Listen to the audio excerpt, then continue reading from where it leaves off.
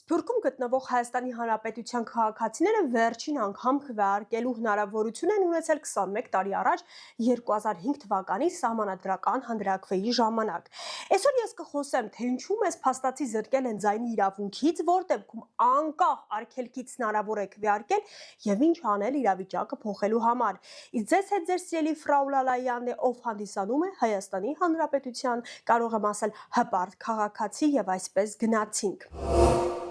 2007 թվականի խորհրդարանական ընտրություններից առաջ ընտրական օրենսգրքում կատարված փոփոխություններով արտասահմանում գտնվող քաղաքացիները զրկվեցին քվեարկելու իրավունքից։ Իսկ ահա մինչև այդ արտերկրում գտնվող քաղաքացիները քվեարկությանը մասնակցելու համար պետք է նախապես կանգնած լինեին հյուպատոսական հաշվառման տվյալ երկրում գտնվող դեսպանատանը կամ էլ գլխավոր հյուպատոսարանում։ Այս հաշվառման տվյալների հիման վրա կազմում էին արտերկրում գտնվող ընտրողների հատուկ ցուցակներ, համապետական ընտրությունների ժամանակ ընտրական տեղամասեր եւ տեղամասային կենտրոններ էին բացվում հենց դեսպանատներում կամ էլ հյուպատոսարաններում։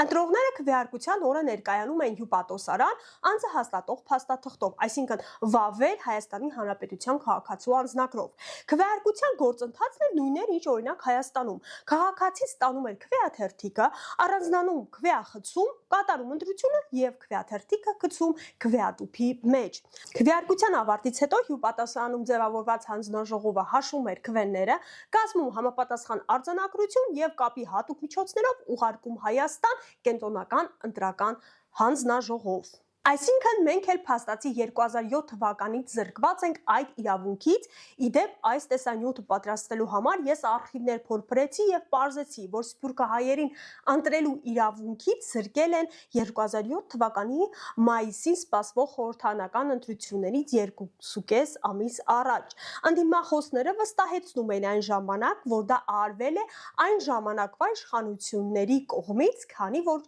այդ իշխանությունները չունեին Սփյուռքի աջակցությունը եւ վախենում էին, որ հնարավոր չէ վերահսկել ցանկալի ընթացքը։ Այսինքն ռիսկերից ազատվելու համար պարզապես որոշեցին արգելել, այսպես ասած, շառից փորձանքից հեռու։ Իսկ ովքեր դեռևս իրավունք ունեն քվեարկել, գտնվելով արտասահմանում, այժմ քվեարկություններին արտասահմանից էլեկտրոնային եղանակով մասնակցելու իրավունք ունեն միայն Հայաստանի Հանրապետության այն քաղաքացիները, որոնք աշխատում են Հայաստանի դիվանագիտական եւ հյուպատոսական ներկայացություններում։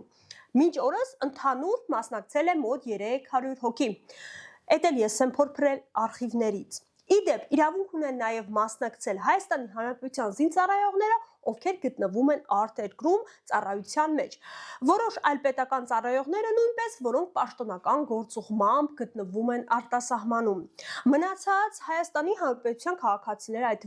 ես, եթե ցանկանում են մասնակցել ազգային ժողովի օրինակ ընտրություններին, պետք է ընտրության օրը գտնվեն Հայաստանում եւ քվեարկեն իրենց ընտրատեղամասերում։ Այսինքն, եթե Հայաստանի Հանրապետության քաղաքացի ես եւ պարզապես ապրում կամ ժամանակավորապես ես գտնվում արտասահմանում, ապա ներկայիս կարգավորմամբ արտերկրից քվեարկելու հնարավորություն չունես։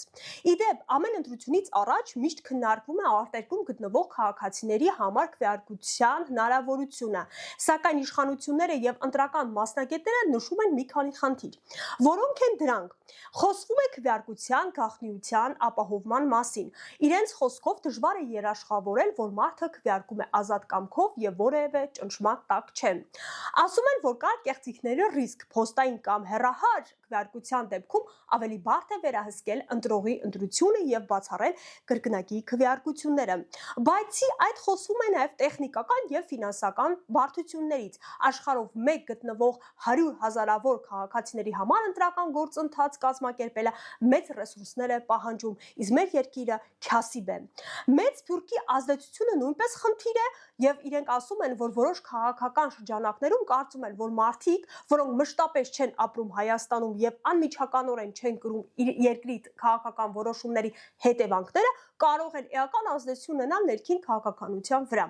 Մյուս կողմից կան մարդիկ եւ կազմակերպություններ, որոնք պնդում են, որ արտերկրում գտնվող քաղաքացիները նույնպես պետք է ունենան ընտրելու իրավունք, քանի որ նրանք շարունակում են մնալ Հայաստանի Հանրապետության քաղաքացիներ, հաճախ աջակցում են երկրին ներդրումներով, փոխանցումներով եւ այլ ձևերով։ Շատ երկրներ, օրինակ Ֆրանսիան, Գերմանիան, Իտալիան, Ամերիկայի Միացյալ Նահանգները թույլ են տալիս արտերկրից քվեարկություն դեսպանատներում, փոստով կամ այլ մեխանիզմներով։ Այսինքն Հայաստանը մինչև այժմ ընտրել է ավելի պահպանողական մոտեցումը։ Իմ կարծիքով արդեն ժամանակն է եկել այս հարցը քննարկելու եւ վերջապես թույլատրել մեզ Հայաստանի Հանրապետության քաղաքացիներին մասնակցել ընտրություններին գտնվելով արտասահմանում։ Դրա համար ունեմ մի քանի պատճառներ։ Նախ մենք չենք դադարում լինել Հայաստանի Հանրապետության քաղաքացի եւ ամեն պահին կարող ենք վերադառնալ։ Հետևաբար պետք է ունենանք հնարավորություն մասնակցելու քաղաքական կյանքին։ Երկրորդ, մենք չունենք դասական սփյուռք ասվածը, ինչպես օրինակ եվրոպացիները, գերմանացիները, ֆրանսիացիները։ Գտնվելով դրսում շատ հայեր համախմբվում են, համայնքներ են ստեղծում, բացի այդ շատերս հաճախ ենք այցելում մեր երկիր եւ կապը չենք կորցնում մեր հայրենիքի հետ։ Այսինքն այնպես չի, որ գնացինք ու կորանք։ Բացի այդ սփյուռքը ակտիվորեն մասնակցում է Հայաստանի տնտեսության շարժին իր ֆինանսական աջակցությամբ։ Մարդիկ գումարներ են ուղարկում Հայաստանի բարեկամներին եւ իրենց ընտանիքի անդամներին ու կենտրոնական բանկի անգամ տվյալներով Հայաստան ուղարկված մասնավոր տրանսֆերները կազմում են Հայաստանի Հանրապետության հնայի մոտ 6%-ը։ Դա պարզապես ահռելի գումար է։ Այսինքն երկրում մնացող զուտ մասնավոր տրանսֆերների տարեկան ծավալը կազմում է մոտ 1.6 միլիարդ ամերիկյան դոլար։ Իսկ մինչև ասեմ, թե որ երկրից է ամենաշատ գումար գալիս եւ որքան, չմոռանաք լայքել այս վիդեոն, իսկ բաժանորդագրվողները կստանան հատուկ օրինակներ իմ կողմից։ Եվ այսպես դրամական փոխանցումների հիմնական մասը ապահովում են երկու գլխավոր երկրները։ Ռուսաստանի Դաշնությունը տարեկան ներհոսքը կազմում է շուրջ 3.4 միլիարդ դոլար, Ամերիկայի Միացյալ Նահանգները երկրորդ տեղում են, տարեկան մոտ 600-ից 660 միլիոն դոլար։ Հաջորդ տեղերում են Միացյալ Թագավորությունները, Շվեյցարիան, Արաբական Միացյալ Էմիրությունները եւ այլն։ Եկեք չմոռանանք, որ մենք սփյուռքահայերս ամեն անգամ Հայաստանի ծլնգոցով ցույց ու բողոքի ակցիա են կազմակերպում մեր երկրներում։ Էլ չեմ ասում համահայկական հիմնադրամի որ 10-ամյակ շարունակ Սփյուռքում ապրող քաղաքացիները միլիոններ ու միլիարդներ են վճարել այդ հիմնադրամին։ Այսինքն այնպիսի տպավորություն է, որ Սփյուռքը միայն կթի կով է։ Երբ պետք է